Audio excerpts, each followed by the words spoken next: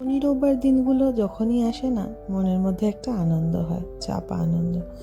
কি কারণে বলুন তো? চারভিককে অনেকটা সময় দেওয়া যাবে।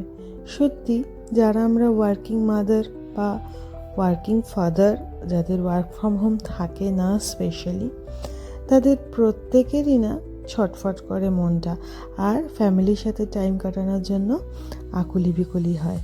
ঠিক বলছি না বলুন? তো এমনটা আমাদের তো হয়ই। আর চার্ভিক এতটা ছোট তো, আর আমাদের সবার এই নিউক্লিয়ার ফ্যামিলিগুলিতে রিলেটিভস কাকেও থাকে না, যেহেতু সেই কারণে ও তো একাই থাকে। তো সেই জন্য মনে হয় খুবই বেশি মনটা খারাপ হয়।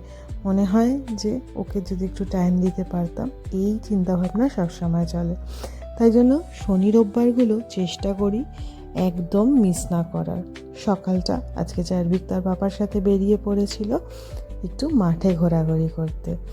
আর আজকে আমরা বাড়ির সামনে একদম ছোট্ট একটা দোকানে, বহুদিন আগে আমি যখন প্রেগন্যান্সি জার্নি থেকে পাস করছিলাম সেই সময় এসেছিলাম, তারপরে এই আবার এলাম, প্রায় 1.5 বছর পরেই বলা চলে। সেটাই ও আমাকে বলছিল। তো আজকে আমরা এই ছোট্ট দোকানটিতে এসেছি। এখানে এসে ভাবলাম একটু স্যুপ খাওয়া যাক, আর সাথে চিকেন ললিপপ। তো তেমনটাই চিন্তাভাবনা করতে করতে আমরা কিন্তু অর্ডার করে ফেলেছি। বেশ ভালো খেতে হয় জানেন তো। দোকানটা ছোট ঠিকই, খুব প্রচণ্ড ভিড় এমনটাও নয়, কিন্তু টেস্টটা কিন্তু ওরা কিন্তু ভীষণভাবে মেনটেন করে। আর এখন চার্ভিককে নিয়ে খুব দূরে যাওয়ার প্ল্যানিংটার সাহস মা বাবা হিসেবে আমরা দুজন এখনও করে উঠতে পারছি না। একটু ছটফটে হয়েছে, দেখছেন তো, এক জায়গায় বসে থাকবেই না, সে বাইরে বেরিয়ে গাড়ি দেখবে। তাই জন্য তাকে নিয়ে বেরিয়ে এলাম, সে একটু গাড়ি দেখে নিক, আর আমাদের খাবারটা ইন বিটুইন রেডি হয়ে যাক। হাতও ধরবে না, একা একাই তিনি সবটা করবার ইচ্ছে।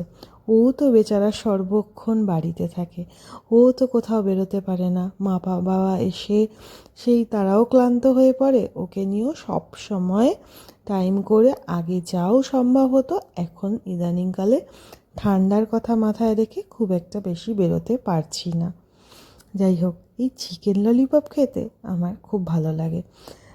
এই খাবারগুলো সেই ছোটোবেলার যখন কলেজ গোয়িং ছিলাম সেই সময়কার কথাগুলো মনে করে দিয়ে দেয়।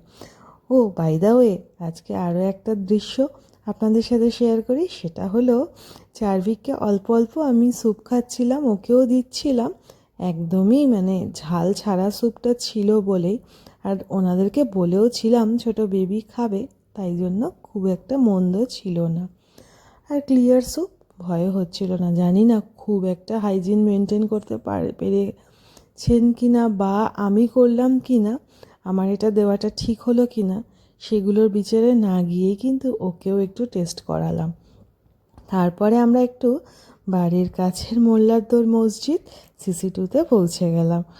আর চার্ভিক এ মাথা থেকে ও মাথা ভাবছে তো নিজের বাড়ির মতো।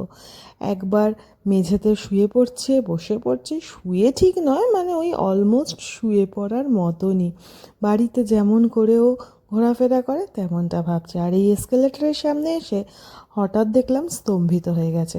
ভাবছি যে কি করতে চাইছে, উঠে চলে যাবে না তো? আমিও সবটা আটকাচ্ছিলাম না, দেখছিলাম যে ও কি করতে চায়। এই দেখুন, 1 পা 2 পা করে কিন্তু এসকেলেটারের দিকে এগোচ্ছে, সবাই বেরোচ্ছে, আর ও ভাবছে হচ্ছেটা কি। ইচ্ছে মনে হয় একটু একটু মনে ছিলই যে মা যদি হাতটা ধরে একটু আমায় তুলে দিত এই এসকেলেটারে, মন্দ হতো না। যাই হোক, অনেকক্ষণ অপেক্ষার পর দেখলো না দুজনের